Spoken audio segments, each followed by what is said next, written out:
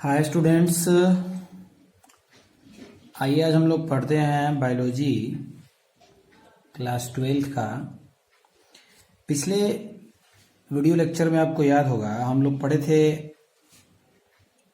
रुधिर वर्ग, human blood group. ठीक है, जिसमें हम लोग पढ़े थे कि मनुष्य 4 ब्लड ग्रुपों में बटा हुआ है, ए बी और ओ। ठीक है, उसमें आपको ध्यान देने योग्य बातें थी जो ऑब्जेक्टिव में रहता है कि सर्वदाता ब्लड ग्रुप कौन है और सर्व प्राप्तकर्ता कौन है। आपको याद होगा सर्वदाता ब्लड ग्रुप और सर्व प्राप्तकर्ता ब्लड ग्रुप। ठीक है, आप जो है कमेंट करके बताइए कि यूनिवर्सल डोनर कौन है, यानी सर्वदाता कौन सा ब्लड ग्रुप है और सर्व प्राप्तकर्ता कौन सा ब्लड ग्रुप है। ठीक है, देखिए आज हम लोग पढ़ते हैं सहलग्नता की। सहलग्नता को देखिए हम बोलते हैं लिंकेज, इसका अंग्रेजी होता है, इसका दूसरा नाम है। आगे हम लोग बहुत जगह टॉपिक में सहलग्नता नहीं लेकर के लिंकेज ही लिखेंगे।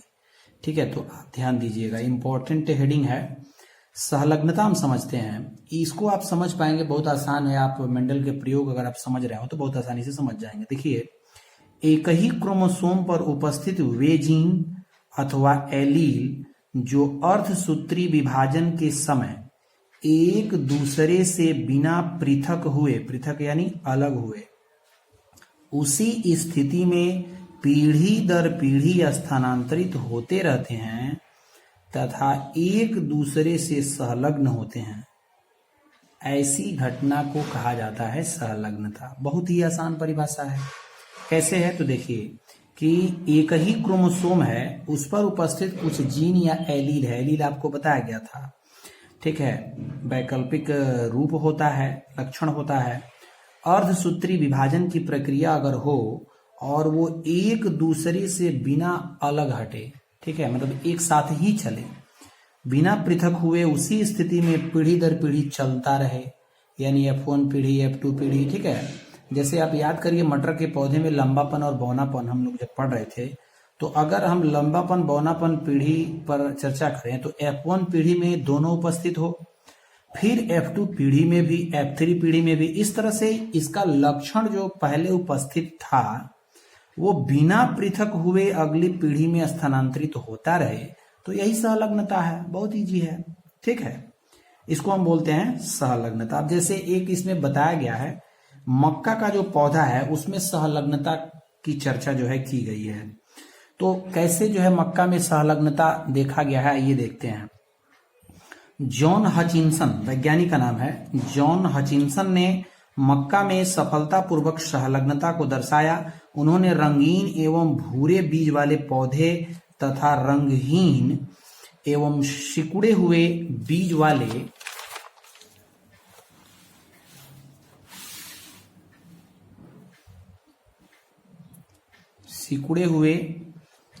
वाले पौधे में संकरण करवाया। F1 पीढ़ी में उत्पन्न पौधों में सभी बीज रंगीन, ध्यान दीजिएगा, अभी हम लोग पीछे क्या पढ़े, रंगीन और भूरे। ठीक है, रंगीन और भूरे में आपको बताया, और रंगहीन और सिकुड़े हुए बीज आपको याद आना चाहिए, वो लंबापन और बौनापन सेम वही प्रकृति है, यहां पर भी बस नाम बदल गया है। F1 पीढ़ी में उत्पन्न पौधे में सभी बीज रंगीन तथा एंडोस्पर्म से भरे। जब F1 पौधे के बीच क्रॉस कराया गया तो F2 पीढ़ी में 9:3:3:3:1, याद आ रहा है आपको, ये आपको उधर भी मिला था। अनुपात न मिलकर पैतृक संयोजन वाले पौधे ज्यादा संख्या में मिले। ध्यान दीजिएगा, पैतृक संयोजन वाले पौधे ज्यादा संख्या में मिले, इसका मतलब पैतृक यानी जनक लक्षण। यानी जैसे समझिए कि अगर हम लेते हैं रंगीन बीज यानी भूरे बीज, तो हम देखते हैं कि F1 पीढ़ी में वो अलग अलग न होकर के आपको मुख्य रूप से जो है रंगीन पौधे ही मिलते हैं, जो पैतृक लक्षण है। संलग्नता यही है कि वो ऐसा ना हो कि अगले हिस्से में रंगीन लक्षण खत्म हो जाए, नहीं, मौजूद रहना चाहिए। पृथक हुए बिना अगली पीढ़ी में चलता रहे, ठीक है, संख्या में ज्यादा संख्या में मिले, एवं पुनर्योजन वाले पौधे की संख्या बहुत कम थी। इस क्रॉस में रंग पैदा करने वाले जीन के एलीलों तथा भरपूर एंडोस्पर्म वाले जीन के एलीलों के बीच अपविहुवन स्वतंत्र रूप में नहीं हुआ एवं पैतृक संयोजन वाले गुण बहुत अधिक पौधों में पाए गए।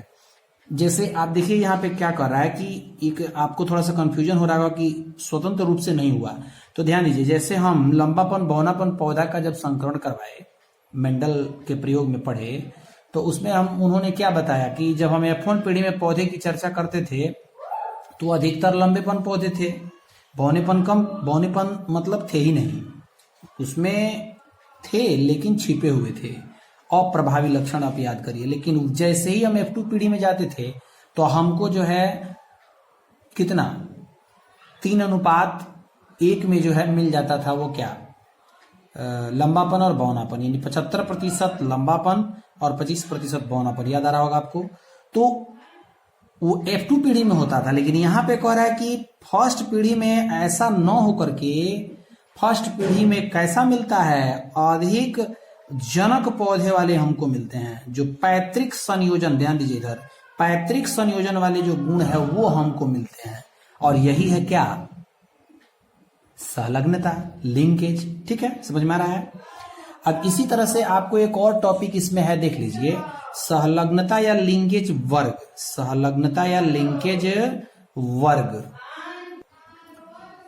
तो हेडिंग है संलग्नता या लिंकेज वर्ग, ठीक है, ये भी आपको जरूरी हेडिंग है। देखिए, सभी संलग्न जीन एक ही क्रोमोसोम पर उपस्थित होते हैं, इसलिए लिंकेज वर्ग को अगुणित क्रोमोसोम संख्या से ही निरूपित करते। याद करिएगा, अगुणित, आपको याद बता दें, द्विगुणित और अगुणित। जैसे आप याद करिए, मनुष्य में क्रोमोसोम की संख्या कितनी, 46, इसको हम ऐसे 46 में लिखते हैं तो इसको हम बोलेंगे अगुणित संख्या में है।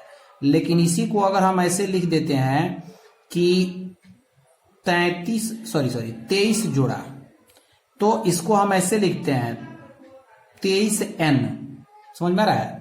तो इसको जब हम अगर लिखते हैं तो समझ लीजिए कि ये आपको हो जाता है द्विगुणित लक्षण, जोड़ा में जब हम बात करेंगे तो इसको हम अगुणित क्रोमोसोम की संख्या के रूप में भी दिखा सकते हैं। जैसे अब लिंकेज वर्ग किसमें कितना होता है, तो ड्रोसोफिला जो जीव होता है उसमें 4 लिंकेज वर्ग होते हैं, n बराबर 4 होता है, ठीक है। मक्के में 10 लिंकेज ग्रुप होते हैं, n बराबर 10 होता है। मटर में 7 लिंकेज वर्ग होते हैं, n बराबर 7 होता है। इस तरह से हर एक जीवों का लिंकेज वर्ग लगभग आपको अलग अलग पाया जाता है, ठीक है। तो ये संलग्नता और लिंकेज वर्ग है। इसी तरह से हेडिंग आपको दिया है, परिभाषा नोट कर लीजिएगा, प्रत्यक्ष एवं परोक्ष लिंकेज वर्ग, परोक्ष, ठीक है, प्रत्यक्ष या परोक्ष लिंकेज वर्ग। तो लिखा है, जो जीन 50 या इससे कम मैप यूनिट की दूरी पर पाए जाते हैं उनमें प्रत्यक्ष संलग्नता। ये मैप यूनिट दूरी जो है आपको जो है जीन के अंदर का, समझिए कि एक मापक पैमाना है, उसके अंदर का जो है दूरी है, ठीक है। तो जो जीन 50 या इससे कम मैप यूनिट दूरी पर पाए जाते हैं उनमें प्रत्यक्ष संलग्नता होती है, और जो 50 से अधिक मैप यूनिट वाले होते हैं उनमें जो है आपको परोक्ष संलग्नता पाया जाता है, ठीक है। डायरेक्ट और इनडायरेक्ट, प्रत्यक्ष का मतलब होता है डायरेक्ट, परोक्ष का मतलब होता है इनडायरेक्ट। तो याद रखिए, बहुत इजी है, जिसमें जीन के अंदर जीन का जो है दूरी 50 से कम है उनमें होता है डायरेक्ट यानी प्रत्यक्ष, और जिनमें 50 से अधिक है उनमें होता है इनडायरेक्ट, ठीक है। ये है आपको लिंकेज और लिंकेज वर्ग, प्रत्यक्ष और परोक्ष लिंकेज वर्ग, ठीक है। अगले वीडियो में हम लोग लिंकेज ही पढ़ेंगे, लिंकेज का प्रभाव और लिंकेज का महत्व क्या है, क्रॉसिंग ओवर क्या होता है, जो कि इंपॉर्टेंट टॉपिक है। नेक्स्ट वीडियो में आपको हम बताएंगे, ठीक है।